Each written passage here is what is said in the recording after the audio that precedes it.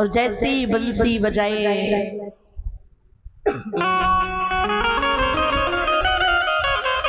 महाराज जिन जिन गोपियों ने उस बंसी की धुन को सुना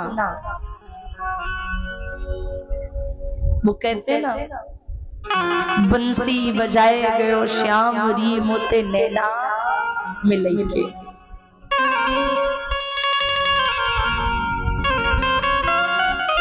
जिसने भी उस बंसी की धुन को सुना ऐसा लग रहा है कि मानो ठाकुर जी उन्हें उनका नाम लेकर के बुला रहे हैं। श्री ललिता जी, विशाखा जी, अष्ट सखियां सहित श्री किशोरी जी निधिवन में पधारे। लेकिन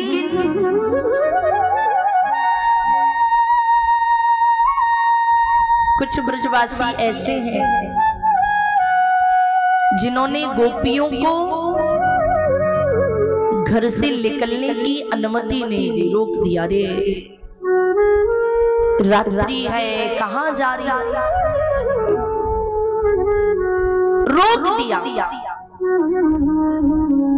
घर के कमरों में बंद कर दिया। उन ब्रज की उन गोपिकाओं ने कहा, अरे तुम केवल हमारे शरीर को जाने से रोक सकते हो, मन को जाने से नहीं रोक सकते। क्योंकि लोगों का कंट्रोल पावर किस पे हो सकता है, बड़ी गंभीरता से समझिएगा। व्यक्ति कंट्रोल, आप किसी के शरीर को तो बस में कर सकते हो, डरा करके, मार करके, फटकार करके, लेकिन मन के ऊपर आपकी कंट्रोलिंग पावर नहीं है। क्यों? उदाहरण के लिए रावण जगत जननी सीता के शरीर को तो लेकर के गया, शरीर को तो श्री राम जी से दूर कर दिया, लेकिन रावण श्री सीता जी के मन को राम जी से दूर नहीं कर सका। मन तो सीता जी का राम जी से ही लगा रहा है। इसीलिए सखियों ने, गोपिकाओं ने कहा, तुम हमारे शरीर को रोक सकते हो, मन को नहीं रोक सकते।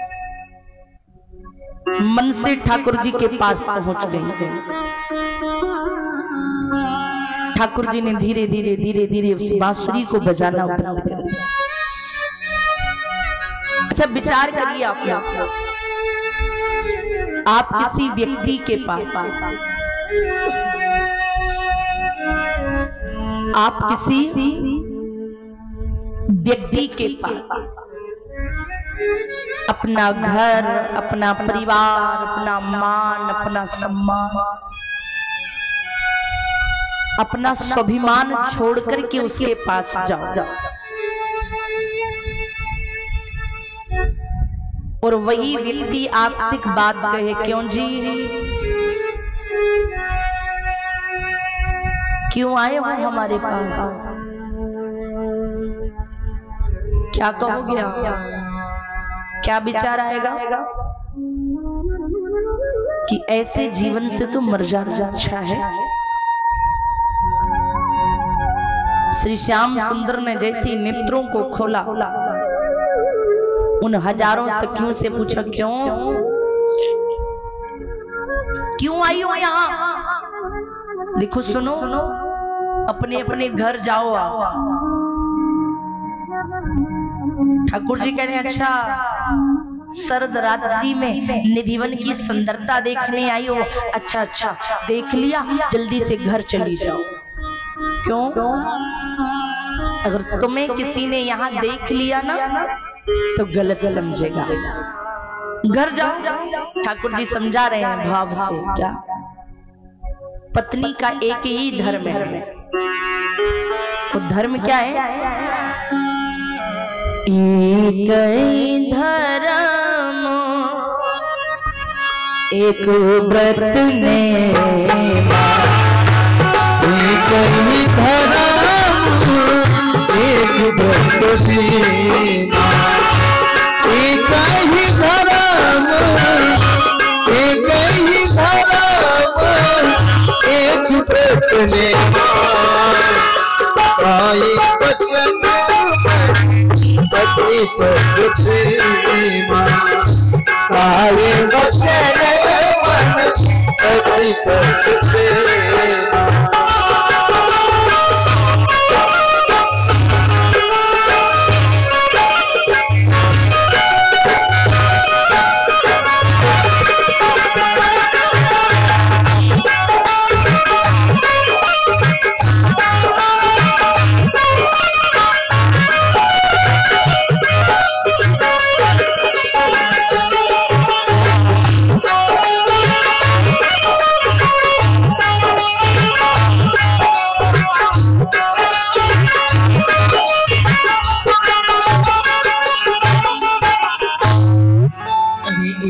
कई धर्म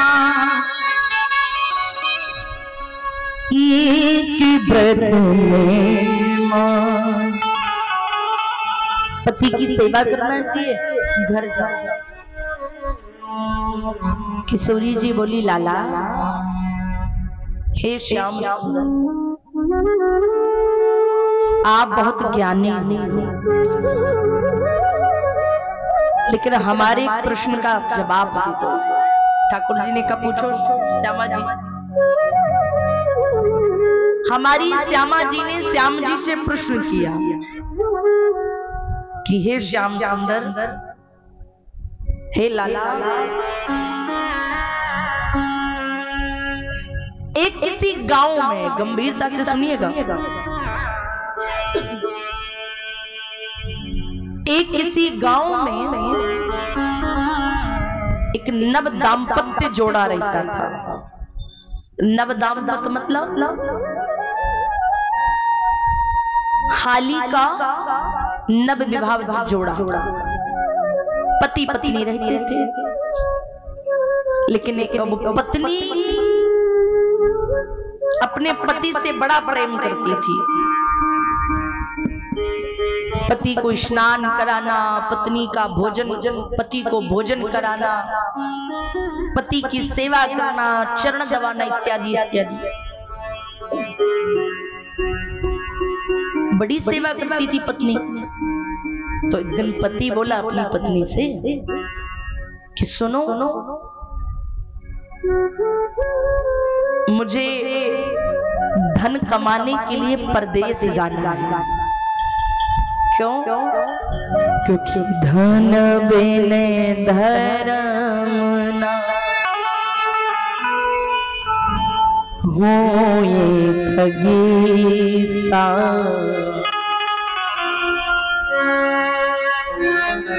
धन के बिना धर्म नहीं होता। राजनीति बिना